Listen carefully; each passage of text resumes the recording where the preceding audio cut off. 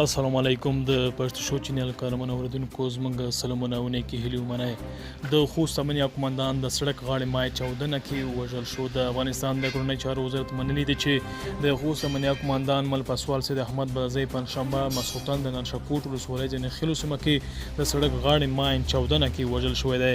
د خوست ولی محمد حلیم فدی وایي د 14 له امله امنیه قومندان د هغه سکارتر او 2 ساتونکي وژل شوي. د پولیسو ځایي سرچینې وایي د نرشکوټ ولسوالۍ شموت سیمه کې د پولیسو پر پوسټا جګړه روانه وه چې امنیه قومندانه یې ملاتړ لپاره ورتله او د سړک غاړې ماین پرې وچاودېده.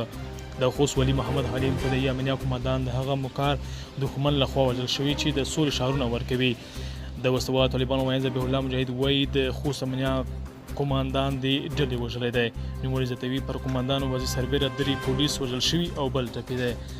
درنو منونکو زموږ د پښتو چینل سره سبسکرایب کړئ او تازه نوي خبرونه موږ سره واورئ.